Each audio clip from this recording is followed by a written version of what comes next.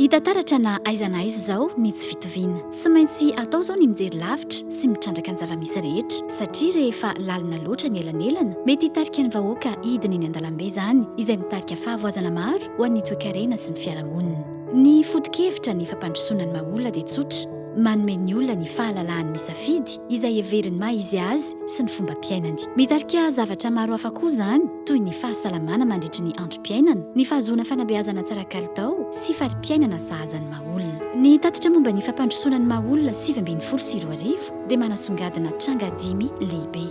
Voalohany, ny tsara ny fivoaran'ny maha-olona maneran-tany satria betsaka ny olombelona nahazo fari-piainana metimety kokoa na mpiaina tena fantrana sy ny kere ary afaka nahazo fanabeazana fototra, mbola maro anefa ny ezaka tokony atao.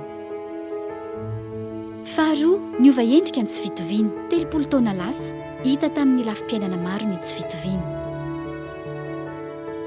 Betsaka ireo zaza tsy velona mihoatra ny iray taona ary betsaka ny tsy afaka nandrato fianarana akory.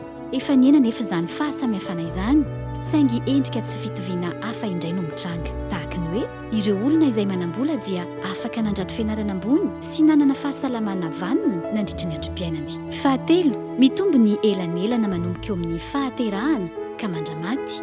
Hita soritra mandritra ny fandratoan'ny ankizy fianarana ka miteraka elanelana eo amin'ny fahefana ara-toe-karena sy ara-politika.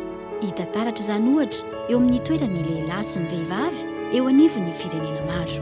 Fahaefatra, mila mieritreritra fomba fijery vaovao isika amin'ny fandrefesana ny tsy fitoviana mba ho voafehy kokoa ny mikasika izany eo amin'ny lafin'ny fahasalamana sy fanabeazana. Tsy ny fijerena ny salamisa ihany no ahazoana amin'ny ankapobeny ny zava-misy.